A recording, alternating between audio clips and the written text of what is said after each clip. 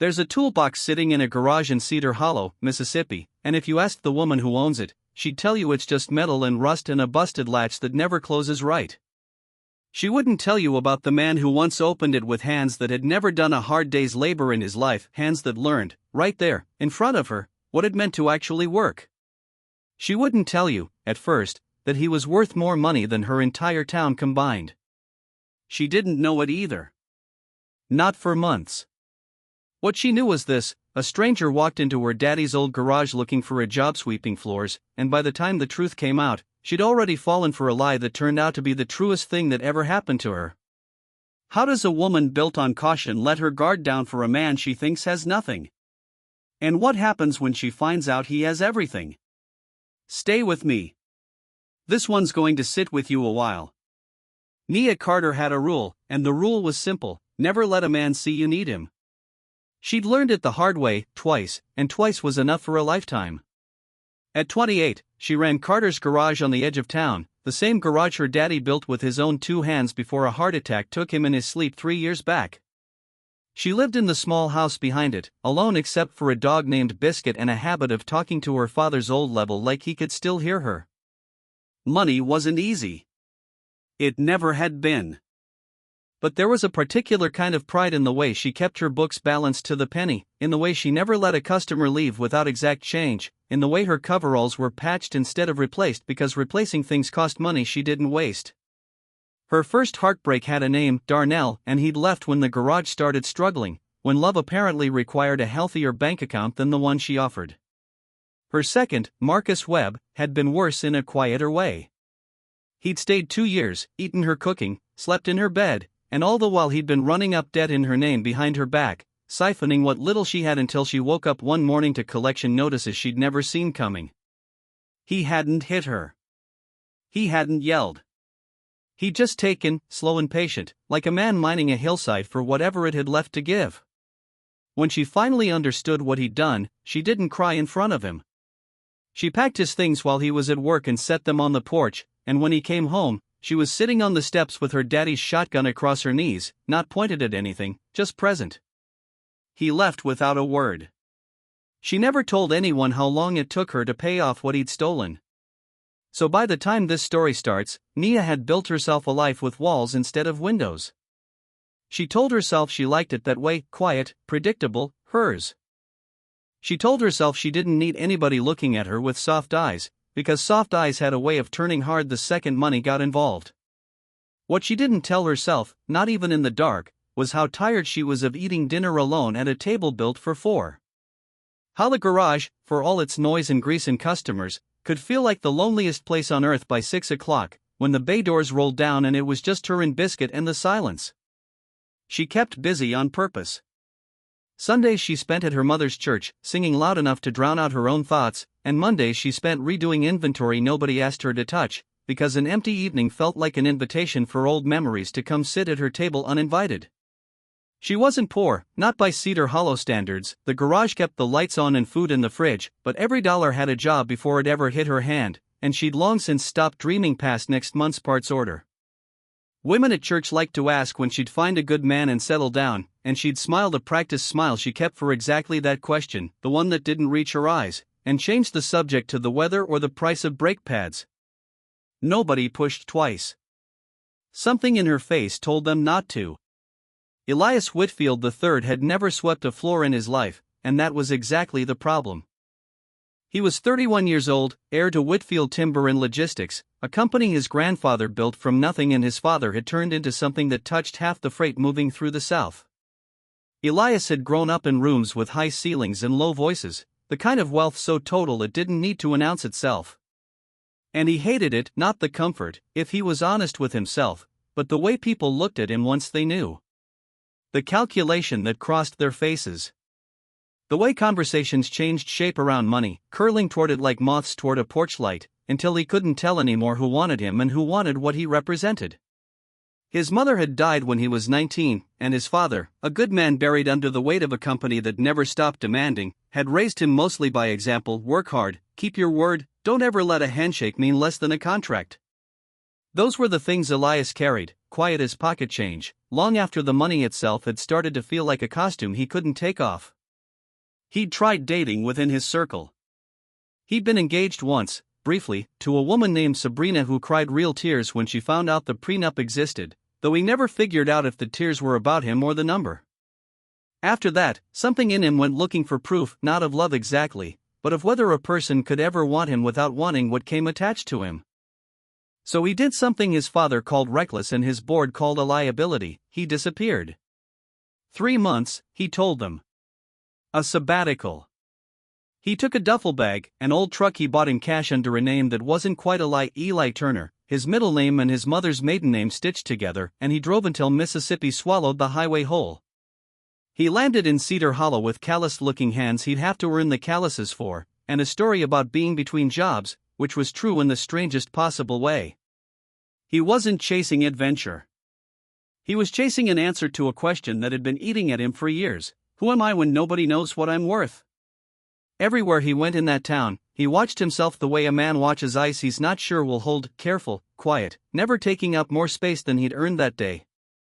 He rented a room above the hardware store from a widow named Miss Odetta who fed him supper twice a week and never once asked why a grown man his age didn't have a proper job lined up.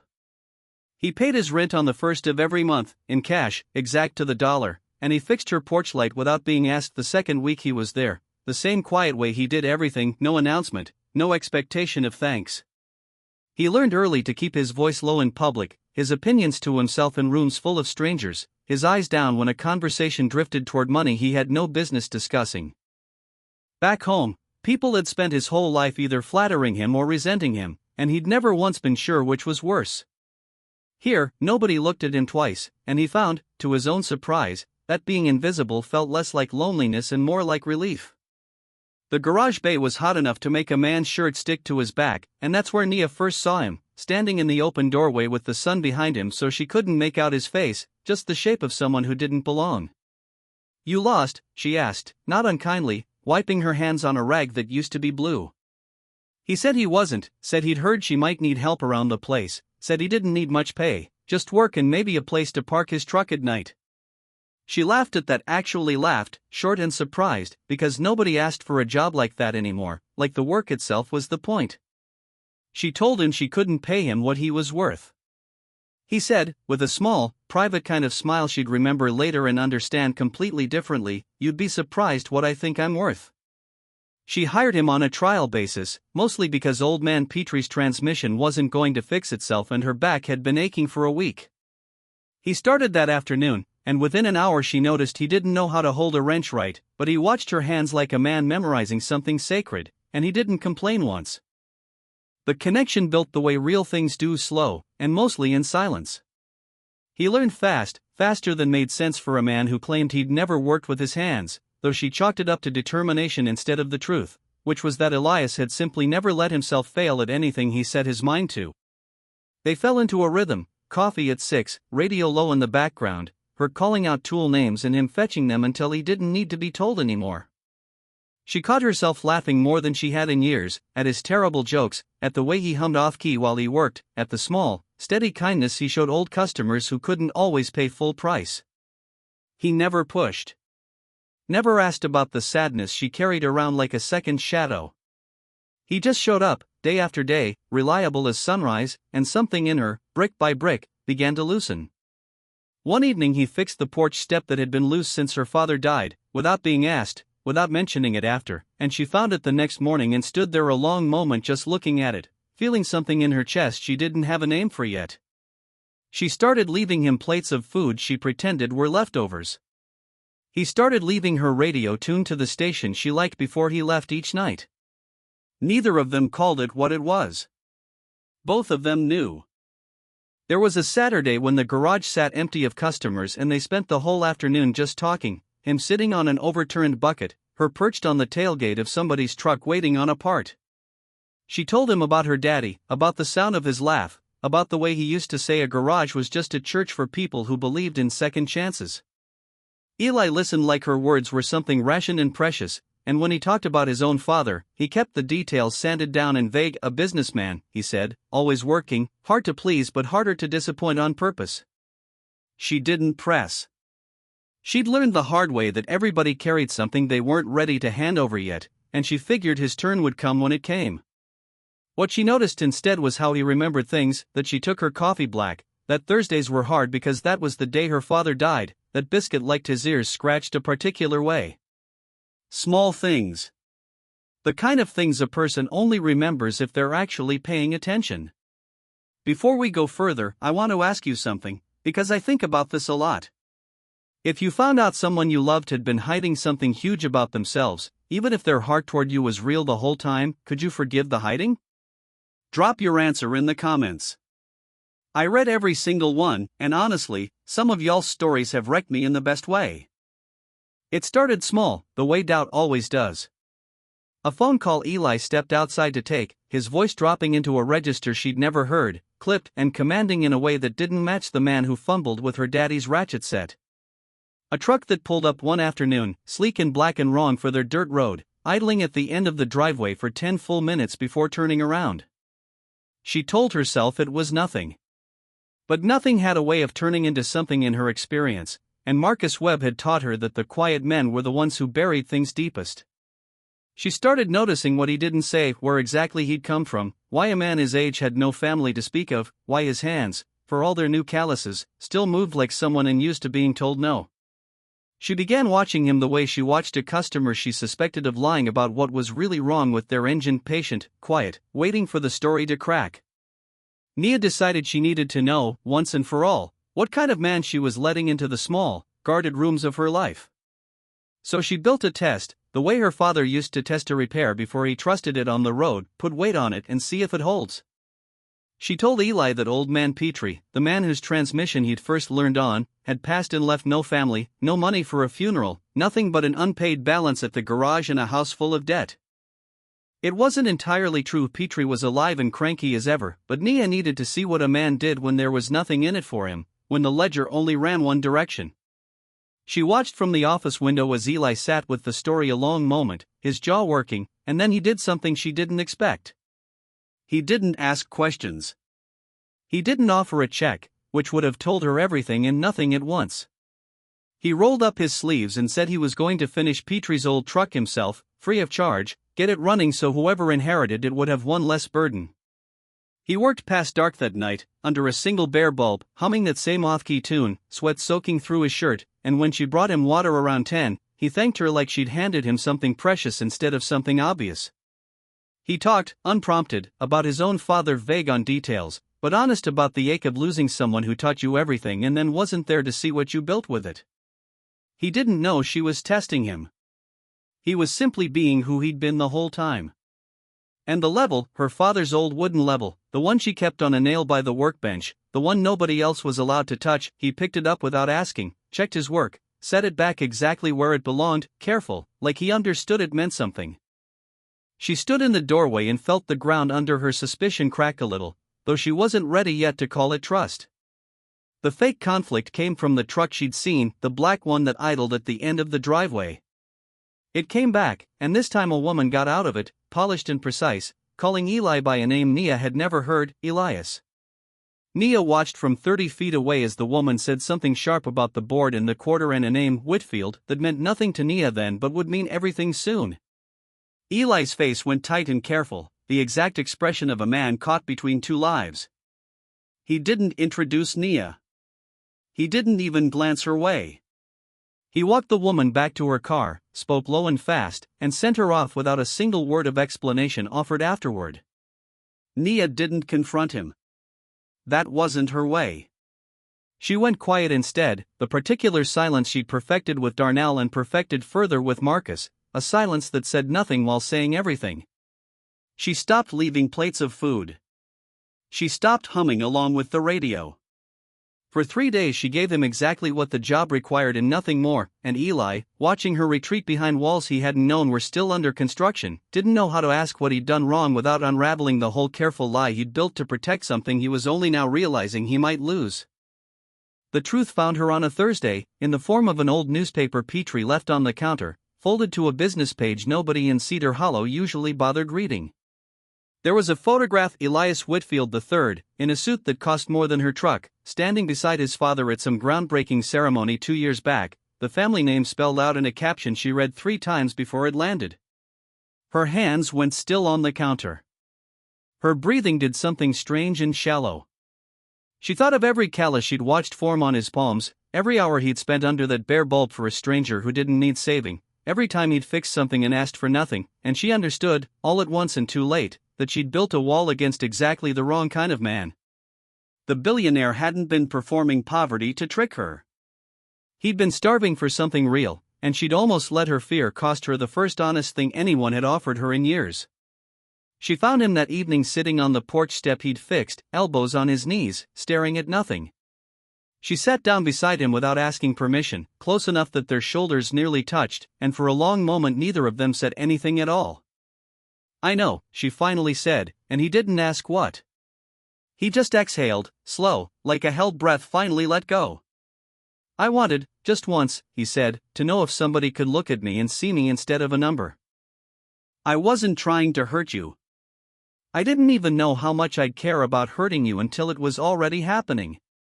She told him then, quiet and unflinching, about Darnell and about Marcus, about the shotgun on her knees and the collection notices and the particular exhaustion of building a life alone because alone, at least, couldn't rob you blind. "I turned you into a test," she admitted, voice cracking on the last word. "I made you prove yourself to a story I made up, because I couldn't trust my own 2 eyes anymore."